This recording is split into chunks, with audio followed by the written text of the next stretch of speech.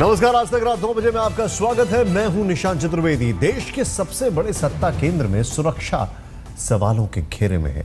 सरकार की नाक के नीचे से सीक्रेट जानकारियां लीक हो जाती हैं, गोपनीय फाइलों के पन्ने निजी कंपनियों तक पहुंच जाते हैं, करोड़ों का खेल हो जाता है और देश के हितों की कुर्बानी दे दी जाती है। पेट्रोलियम मंत्रालय में जासूसी के भंडाफोड़ के बाद अब पुलिस और खुफिया एजेंसियों की निगाहें चंद बड़े अफसरान पर हैं। ये वो अफसर हैं जिनकी जानकारियां लीक करने में हाथ बताया जाता है।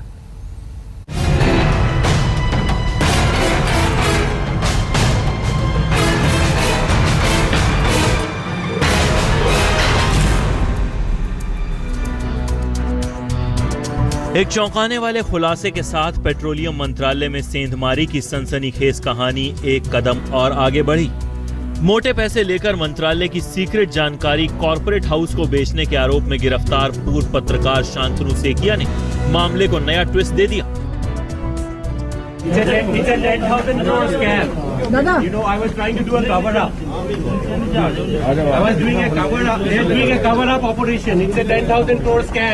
कैमरे पर चिल्लाते इस पत्रकार के सनसनीखेज खुलासे से कई सवाल उठे हैं। सबसे बड़ा सवाल तो यही कि क्या खुद को बेकसूर बताकर शांतनु सेकिया पूरे मामले को नया एंगल दे रहा है या फिर इसके दावे में वाकई कोई दम है। बताए पुलिस को किस प्रकार की घपला था, किसको वो बचाना चाहते थे और कौन उसको बचाना चाहता था, सारा विषय पुलिस को बता दें। दूध का दूध पानी का पानी हो जाएगी।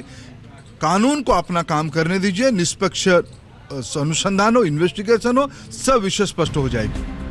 दिल्ली पुलिस ने इस सिलसिले में सबसे पहले पेट्रोलियम मंत्रालय के 5 मुलजिमों, एक पूर्व पत्रकार और एक कंसल्टेंट समेत कुल 7 लोगों को गिरफ्तार किया था। लेकिन शुक्रवार की रात होते होते जो 5 और गिरफ्तारियां हुई, उससे इस जासूसी के पीछे छिपे चेहरों और इसका मकसद काफी हद तक साफ हो गया। पहले हुई 7 गिरफ्तारियों के बाद दिल्ली पुलिस ने जिन टॉप कॉर्पोरेट हाउसेस के सीनियर एग्जीक्यूटिव्स को धर दबोचा, उनमें रिलायंस इंडस्ट्रीज लिमिटेड के manager corporate affairs Shailesh Saxena, SR के deputy general manager Vinay Kumar, Jubilant energy के senior executive Subhash Chandra, Cairns India के जनरल मैनेजर के नायर और रिलायंस एडीएजी के डिप्टी जनरल मैनेजर ऋषि आनंद शामिल हैं। खुफिया सूत्रों की माने तो छोटी मछलियां और बड़ी मछलियां तो जाल में आ चुकी हैं, लेकिन अभी कई मगरमच्छों को सामने लाने की तैयारी है। सूत्रों के मुताबिक आईबी की रिपोर्ट पर कुछ बड़ी गिरफ्तारियां होने वाली हैं। पेट्रोलियम मंत्रालय में संयुक्त सचिव के पद पर तैनात 2 अधिकारी भी घेरे में हैं। इनके खिलाफ आईबी को पुख्ता सबूत हाथ लग चुके हैं। विभाग की पहल से ही, सरकार की पहल से ये चोरी पकड़ी गई है।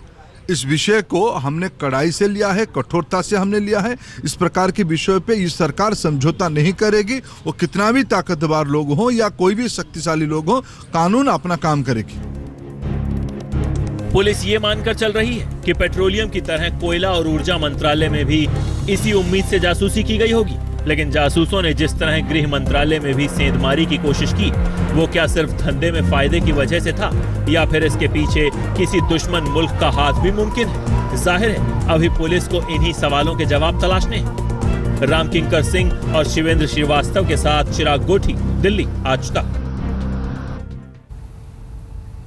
सवाल खड़ा यह होता है कि अगर अपने ऑफिस महफूज नहीं है तो फिर देश कैसे महफूज रहेगा? पेट्रोलियम मंत्रालय से गोपनीय जानकारियां लीक करने वाले 5 आरोपियों को 3 दिन की पुलिस हिरासत में भेज दिया गया है। क्राइम ब्रांच को उम्मीद है कि आरोपियों से पूछताछ के बाद उसके हाथों कुछ बड़ी मछलियां भी लग सकती हैं। रात के अंधेरे में बंद कमरे के भीतर से करोड़ों के वारे न्यारे करने वाले कागजातों की चोरी करने वाले गिरोह में ये चंद चेहरे ही नहीं, दिल्ली पुलिस की निगाहें कई बड़े अफसरों पर भी हैं, जिन्हें गिरफ्त में लेने की कानूनी तैयारी हो रही है। जरा दिल्ली की पटियाला हाउस कोर्ट में पुलिस हिरासत को लेकर क्राइम ब्रांच और बचाव पक्ष के वकील की बहस पर गौर कीजिए। हमने साजिश नहीं की, बेवजह दस्तावेज को संवेदनशील और राष्ट्रीय महत्व का बताया जा रहा है। आरआईएल के एग्जीक्यूटिव से मिले दस्तावेज गोपनीय और राष्ट्रीय सुरक्षा के नजरिए से अहम थे। ये दस्तावेज सीनियर अफसरों तक पहुंचाए गए। हम किसी साजिश का हिस्सा नहीं हैं। सरकारी दस्तावेज हासिल किए जा सकते हैं। आरोपी अधिकारी से हासिल दस्तावेजों का विश्लेषण कंपनी के सीनियर अफसरों ने किया। ये गंभीर अपराध है। इन पर ऑफिशियल सीक्रेट एक्ट लागू होना चाहिए। दिल्ली पुलिस ने हमारे मुवक्किल को गैर कानूनी तरीके से हिरासत में रखा। पुलिस जबरदस्ती कर रही है, कुछ और नाम उगलवाने की जबरन कोशिश कर रही है। इस मामले में कुछ और गिरफ्तारियां करनी है। इन्हें पुलिस हिरासत में लेना जरूरी है। दिल्ली पुलिस अपने जासूसों के जाल को पूरी तरह तितर बितर करने की तैयारी में जुट गई है। उन तमाम चेहरों से पर्दा हटेगा जो अब तक देश के हितों को ताक पर रखते हुए अपनी तिजोरी भरने में लगे रहे। सूत्रों के मुताबिक दिल्ली पुलिस पेट्रोलियम मंत्रालय के तमाम फोन कॉल खंगालेगी।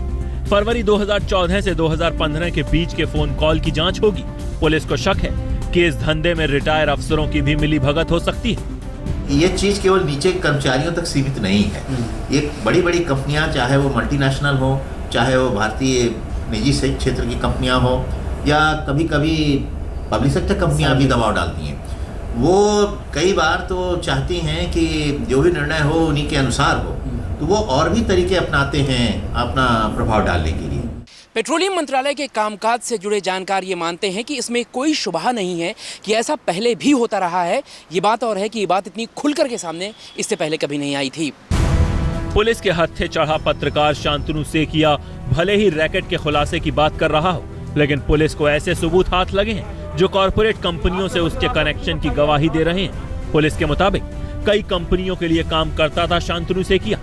उसकी वेबसाइट भी कई कंपनियों से जुड़ी हुई थी। शांतनु के पास तेल की कीमत और खुदाई से जुड़े कागजात मिले। शांतनु की जानकारी का इस्तेमाल तेल कंपनियां बोली लगाने में करती थी।